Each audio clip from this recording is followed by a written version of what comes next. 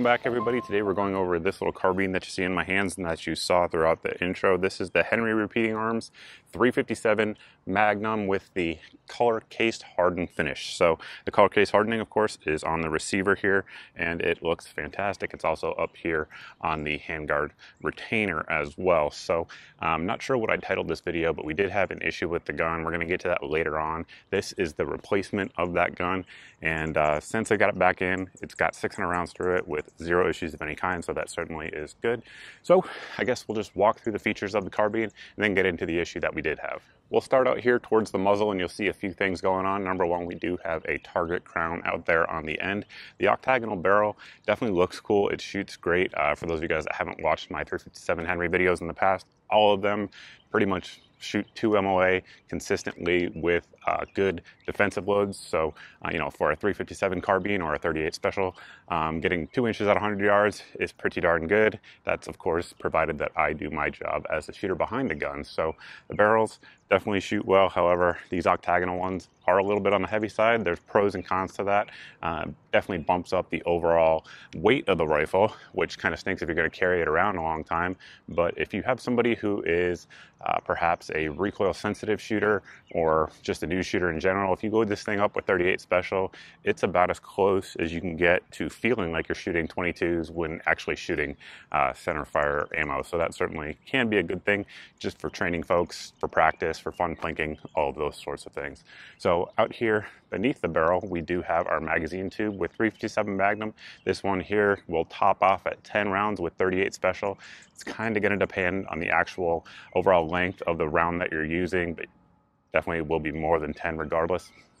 Loading these guns is pretty simple. Basically, just turn this knurled knob here, and you're going to pull your magazine spring and tube out, and then load just like that and just drop them down in there.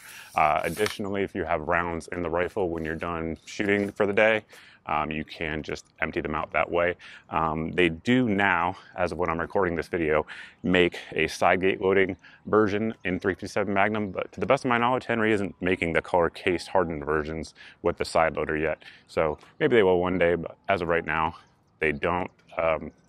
For most folks, I really do think it's a non-issue, simply because, number one, you're not running a suppressor out here at the end, so having the ability to load through the mag isn't an issue at all because nothing's going to obstruct it. And most folks who are shooting these types of firearms don't really have a need for quick reloads, if you will. So there is that. Continuing back down the gun, like I mentioned, the retainer there for the handguard does have the color case hardening on there, which certainly is nice. And then we have either a sling swivel mount there, or it can also be a bipod mount. Now, I realize a lot of folks just kind of threw up a little bit in their mouth when I said it was a bipod mount, because they just don't see anything right with adding a bipod to a lever gun. However, I'll tell you, if you're going to use this for hunting, and 357 Magnum certainly is a good cartridge for hunting, particularly with a 20-inch barrel. It's getting good velocities out of there for sure. You know, if you're going to use it as a hunting gun, by all means, slap a bipod on there and get your stabilized shot. It definitely will help out in practical accuracy. If not, you can just use it as a sling mount, like I mentioned. Now, the handguard itself, as well as the stock, is made of American walnut. Has very good check rating on there, as you guys can see. Has a nice sort of satin finish on there. It is going to wear over time. If you're going to use this out in the field, just know that. Henry also makes an all-weather gun that's a little bit more ruggedized, but this one here is kind of like a nice showpiece wall hanger here. It's certainly fine for, you know, normal use as well, but you don't really want to go dragging it through the brush unless you don't care about the finish. And if you don't care about the finish, then have at it. Sights on the rifle here, we're going to have our gold bead out front. It is windage adjustable if you want to tap it over with a brass punch, either way, left or right. And the same is actually true here on the rear. It does have that little diamond at the bottom. I personally am not a huge fan of these sights. It kind of is what it is. It's a preference thing. But you can adjust the elevation as well by just pushing up on this slider. Same is true, again, like I mentioned earlier, you just loosen that little screw out here out front and you can adjust the windage as well to get it dialed in. And in addition to those sights, the receiver is also drilled and tapped. If you want to add a scope mount on there, you can do so. You can use either a red dot, low power variable optic, whatever your choice is there. I know some folks just threw up a little bit like when I mentioned a bipod earlier, but in reality, that is going to give you a practical accuracy advantage if you're using this for any type of serious use out there. So the receiver obviously speaks for itself. It's beautiful, has a nice case color hardened finish on there. The back tang goes down into the stock there, as well as on the bottom below the lever. I mean, really, it's just a beautiful piece. There's really not too much you can say about it otherwise. The action on the gun is nice and smooth. As you'd expect from a Henry that's had a few hundred rounds put through it. Typically, they have a pretty smooth action out of the factory, but again, once you put some rounds through it, it really does slicken up. The actual lever here is a small loop. Now, Henry does make a large loop that you guys can purchase if you want a large loop for whatever reason. However, I don't like the large loops personally because unless you're wearing gloves, when you go to kind of run it, you end up smacking it, whereas your finger's already right in the right position here when you break the shot with the small loop to just run that action nice and hard. Now, again, like we mentioned earlier with the handguard, stock here, made out of walnut, American walnut. Everything on the gun is made in America. Henry has a saying that made in America or not made at all. So this gun certainly would be in line with that. So it has nice lines on there. I think the pull's a little bit long for smaller statured folks. If you guys have been watching me shoot this, I'm 6 feet tall. Just for sort of a point of reference for me, it's not a problem at all. But you know, if you're 5'6" or your wife's 5'2" or whatever the case may be, maybe a little bit long for them. But definitely has a nice generous butt pad on there. Really for 357 Magnum or 38 Special, it's kind of overkill. Again, like I said, you're not going to feel a lot of recoil coming through that gun. Of course, earlier in the video, I mentioned that we had an issue with the first gun that came out. Now, I guess without really explaining what happened first, let's let you guys take a look and see what actually happened with that first gun.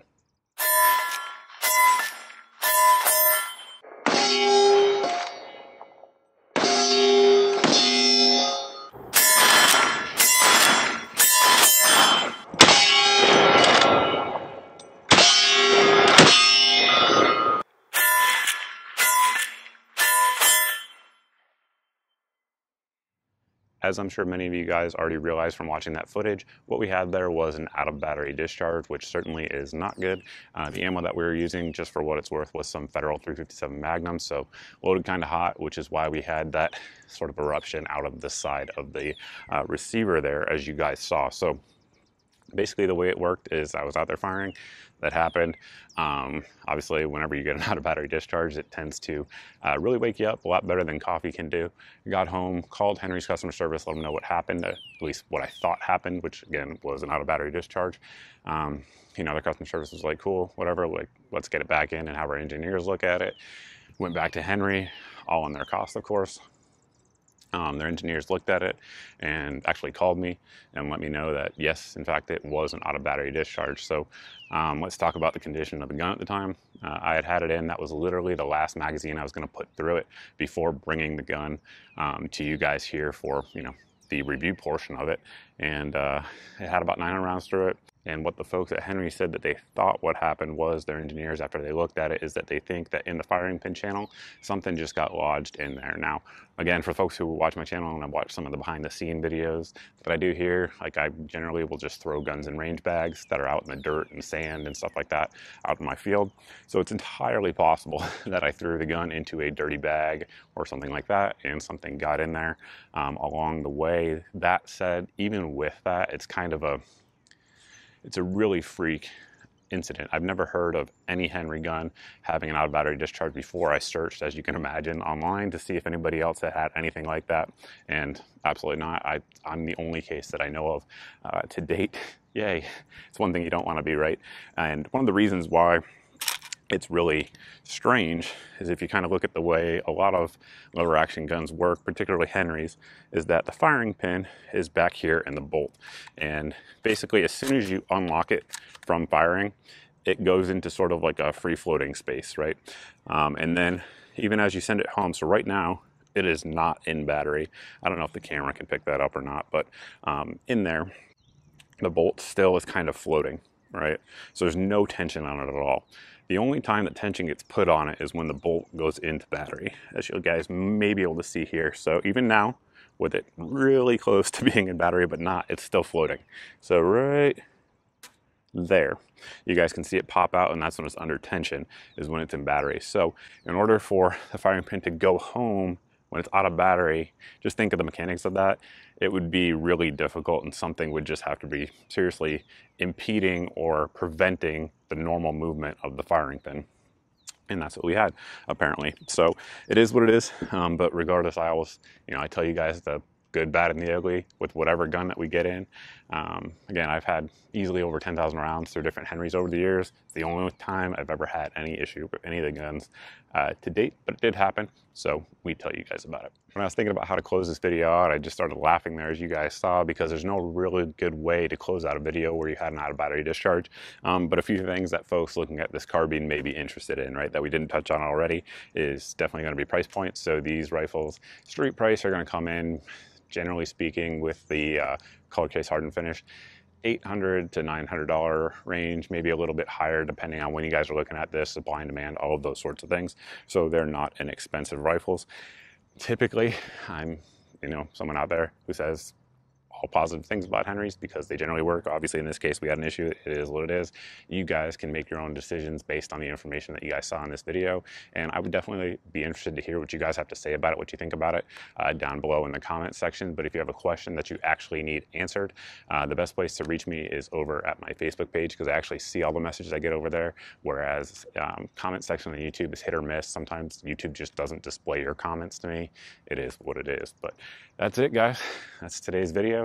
And if you guys aren't subscribed and you like this type of video, make sure you hit the subscribe button. If you are and you're not seeing 3 or 4 videos a week here on the channel, make sure you hit the notification bell to be notified when I put up a video. If you've done both those and you're still not seeing it, you can sign up for my email list.